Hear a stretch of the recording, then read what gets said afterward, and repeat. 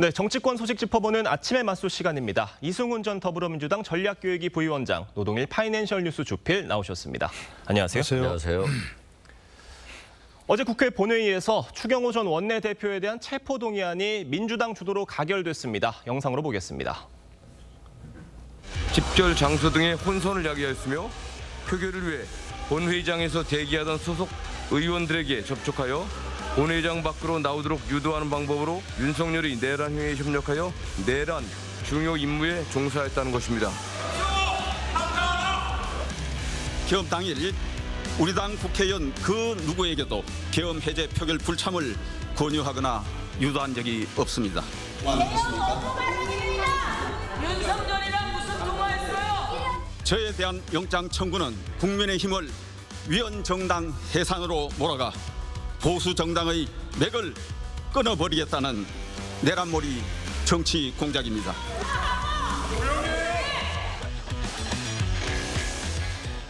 추경호 의원에 대한 체포동의안 가결은 충분히 예상이 됐던 부분이죠. 중요한 건 지금부터입니다.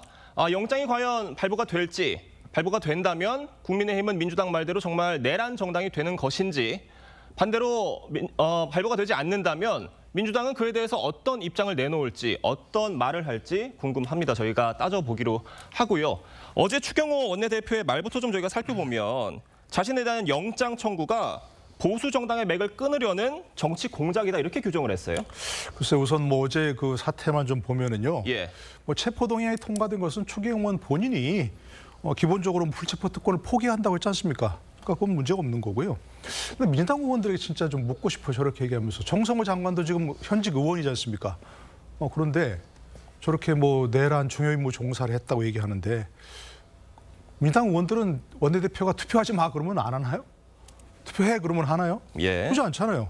다 본인들이 헌법기관임을 강조하고 있고 헌법과 법률과 양심에 따라서 다 투표하는 거 아니겠습니까?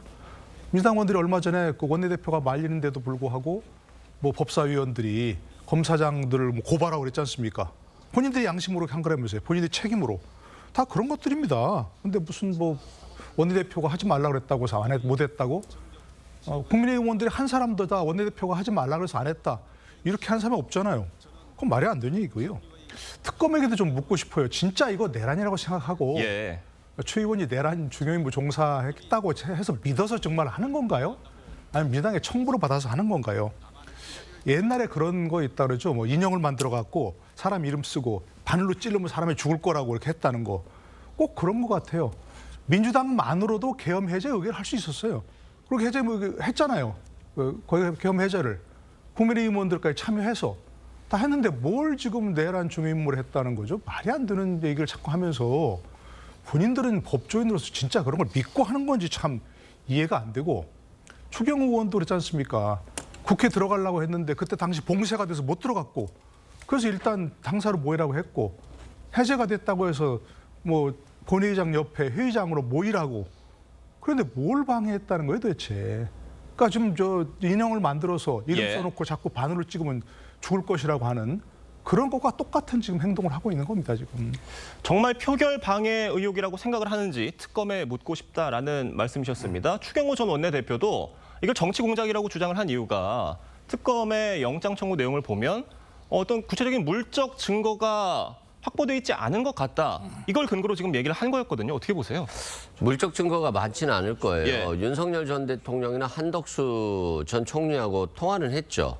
근데 통화 내용은 서로 간에 함구하는 거죠.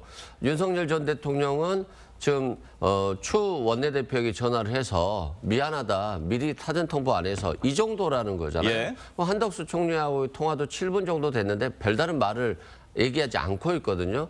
이건 결과적으로는 범죄의 공범이기 때문에 진술을 할 수가 없었다. 다만 내심의 의사를 어떻게 알겠어요. 이런 것들이 객관적인 증거로 나오지 않는다면.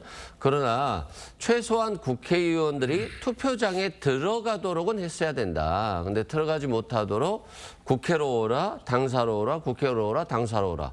추경호 원내대표는 그 당시에 국회에 있었어요. 그러면 당연히 어렵다 할지라도 국회로 오라고 해야 되는 것이고 경찰이 지금 국회의원들을 막는 것 자체는 불법이잖아요.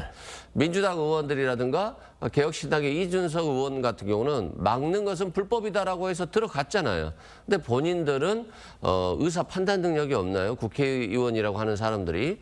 결국에는 계엄 해제 표결에 들어가고 싶지 않은 어떤 것들을 결국 의중은 내뱉지 못하면서 이렇게 들어가지 않은 것이기 때문에 결국 굉장히 비겁했다. 그리고 본인은 안 들어가더라도 의원들은 들어가서 뭐 찬성이든 반대든 하도록 해줬어야 되는 것인데 하지 않았기 때문에 뭐 내란에 동조했다라고 하는 것에는 의심의 여지는 없다라고 생각됩니다.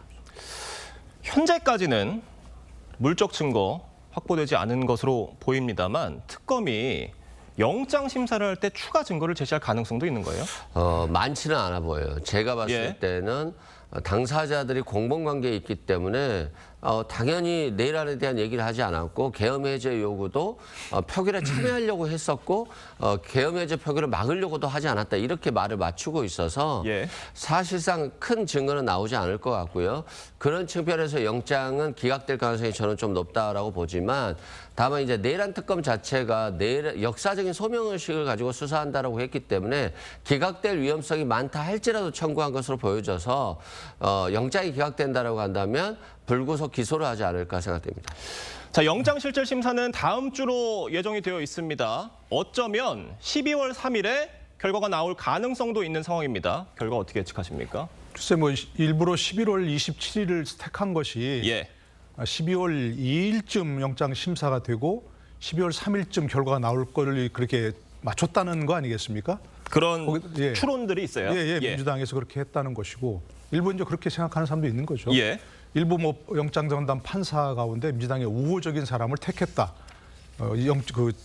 당직일 때 뭐 그런 얘기도 있지만 믿고 싶지 않은 얘기고요. 글쎄 내란 중요임무 종사라는 게 터무니없다는 얘기는 아까 드렸고 이건 더구나 구속영장 아닙니까? 내란 중요임무 종사했냐 아니냐가 아니고 그럼 구속영장은 증거를 인멸하거나 아니면 뭐 도망할 염려가 있을 때 하는 거 아니겠습니까? 추경호 의원님 뭐 어디로 도망가겠습니까? 뭐 고개 도피할 것도 아니고 더더구나 뭐 증거를 인멸할 지금 다 이미 증거가 나와서 해당한 증거가 나왔고 이승훈 변호사 얘기했지만 증거가 없을 거다 아닙니까? 근데 뭘 인멸합니까? 없는 증거를 의원들 한 사람 한 사람 입을 맞춰갖고 내가 표결하지 못하게 했다 그런 말 하지 말라 이렇게 합니까? 말이 안 되는 얘기인 거죠. 구속영장을 청구하는 것 자체가 터무니없는 얘기고 그 이전에 이미 내란 중요임무 종사가 터무니없는 얘기다라는 얘기 했습니다. 그러니까 아마 이건 저도 뭐 영장은 기각될 것이라고 생각하고 당연히 기각돼야 하는 그런 영장인 거죠. 만약에 정말로 특검에서 이게 내란 중요임무 종사가 할 수 있다라고 얘기한다면 혐의가 있다고 얘기한다면 예. 기소해서 판단을 받아보면 되는 얘기고 구속영장 청구는 나가도 너무 나간 얘기죠. 자, 추경호 전 원내대표의 구속 여부에 따라서 국민의힘도 중대 기로에 놓인 상황입니다. 장동혁 대표의 목소리 들어보겠습니다.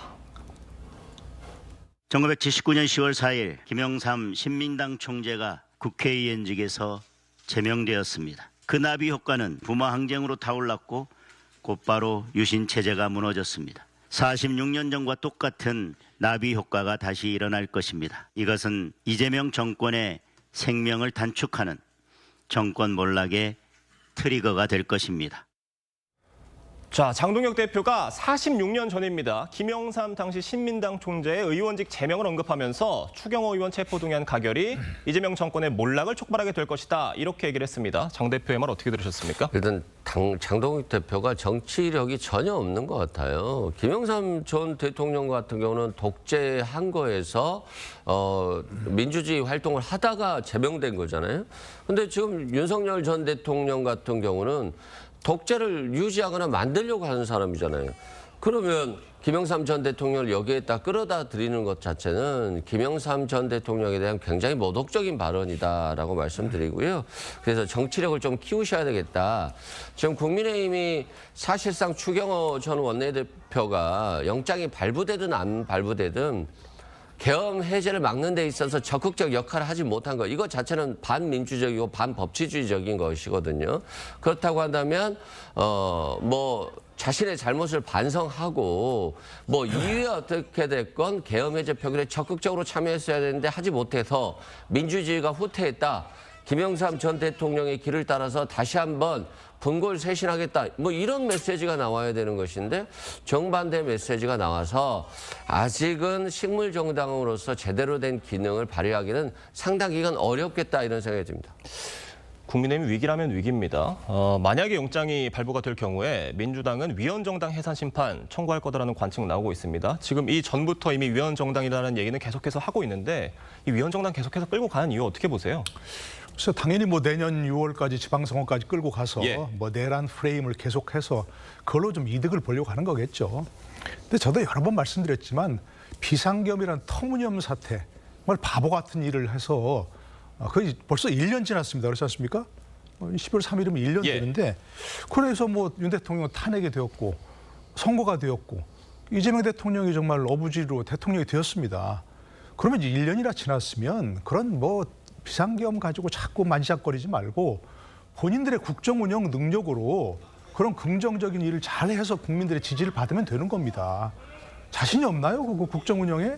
대통령도 지금 행정부를 장악하고 있고 더더구나 압도적인 다수가 입법부인데 그럼 본인들의 국정을 잘 운영해서 내년 선거에서 선택을 받으면 됩니다. 자꾸 내란 이렇게 얘기하면서 터무니없는 얘기를 하면서 그걸 가지고 어부지를 좀 보려고 하지 말고 언제까지 상대 공격으로 좀 이득을 보려고 하나요? 이젠 충분히 시간도 지났고 이제 그런 프레임 내려놓고 본인들이 이제 뭘 더 잘할 수 있다 하는 얘기를 좀 보여주세요. 자신이 없는 겁니까? 좀 그렇게 묻고 싶어요. 이승훈 변호사님은 어떻게 보세요? 그러니까 추경호 의원에 대한 영장이 만약에 발부가 된다고 하더라도 12월 3일과 4일 밤에 있었던 일 그 일만으로는 위헌정당 해산까지는 가기 어렵지 않겠느냐라는 시각들도 많은 것 같더라고요. 그렇죠. 헌법재판소에서 위헌정당 판결을 하기는 좀 어렵죠. 왜 그러냐면 일단 국민의힘이 거대 야당 107석을 가지고 있잖아요. 과거에 통합진보당 같은 경우는 한 5석 정도밖에 안 됐기 때문에 예. 해산이 좀 됐다라고 말씀드리고 또 내란 선전선동죄였어요. 통합진보당 같은 경우는. 근데 실제 이 사건은 윤석열 전 대통령의 내란 행위로 발생한 것이기 때문에 잘못의 크기는 훨씬 크고 위헌정당 해산이 되어야 되는 게 맞을 수 있죠. 그럼에도 불구하고 거대 야당이라는 측면과 또 사실상 지금 추경호 전 원내대표 외에 국민의힘이 조직적으로 가담했다라고 하는 증거는 나오지 않고 있어서 조금은 힘들지 않을까 이런 생각을 해봅니다. 그럼 107석의 거대 야당이라는 점과 조직적인 그런 정황들이 없다는 점을 정청래 대표도 모르지 않을 텐데 위헌정당 해산 심판 계속 얘기하는 이유가 뭐예요? 정치적인 부분이 있죠. 예. 왜냐하면 지금 그런 거잖아요. 서뚜껑 보고 놀란 가서 자라 보고 놀란 가서 서뚜껑 보고 놀란다고. 그만큼 이런 범죄 혐의들이 실은 정말 하루 만에 끝나서 다행인 것이지 이게 지속됐다라고 한다면 국민들의 엄청난 피해와 유혈 충돌까지 이루어졌을 수 있거든요. 그래서 다행입니다만 실은 위헌정당이고 반민주적인 정당이 맞는 겁니다. 지금 윤석열 전 대통령 행동에 대해서 지금까지도 제대로 된 사과가 없고 반성이 없기 때문에 하는 얘기입니다. 알겠습니다. 다음 소식 넘어가 보겠습니다. 대장동 항소 포기에 관한 국정조사 추진을 두고 여야가 좀처럼 이견을 좁히지 못하고 있습니다. 양측 입장 들어보겠습니다. 최소한 한 가지라도 민주당에서 수용하는 것이 맞지 않냐는 입장까지도 저희들이 제시를 했습니다만 3가지 조건 내용에 대해서 민주당에서 일단은 수용할 수 없다는 2가지 조건은 뭐 크게 의미는 없기 때문에 굳이 조건이라 할 수도 없는 것이죠. 근데 간사 선임 문제가 이제 가장 큰 걸림돌이다. 특정인을 염두에 둔 조건은 수용하기 어렵다. 자, 지금 저 상황에 대해서 조금만 설명을 더 드리면 대장동 항소 포기 국정조사에 대해서 국민의힘과 더불어민주당이 대립하고 있는 상황이었습니다. 그런데 민주당이 요구한 안에 대해서 국민의힘이 그걸 전격적으로 수용을 한 다음에 지금 나경원 의원을 법사위 간사로 선임을 해달라 이 추가적인 제안을 한 상황이거든요. 근데 그 추가적인 제안을 이유로 민주당은 지금 못 받겠다 이렇게 나온 겁니다. 지금 자 여기서 중요한 질문은 이거 같아요. 만약에 국민의힘이 나경원 의원 간사 선임안 이걸 철회를 한다고 하면 그때 가서 민주당은 국정조사 받을 가능성이 있다고 보십니까? 그때도 뭔가 핑계를 대고 네. 할 것 같은 생각이 드는데요.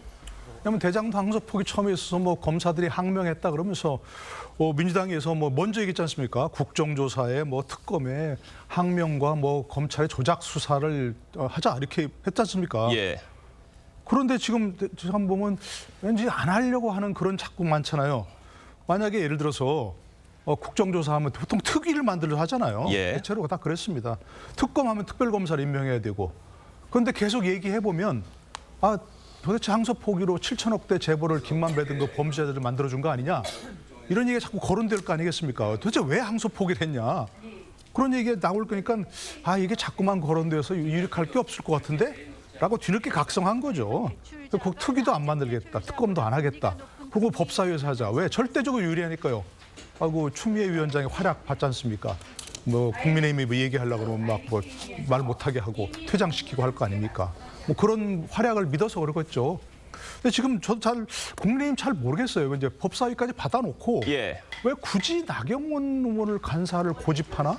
사람이 그렇게 없나요?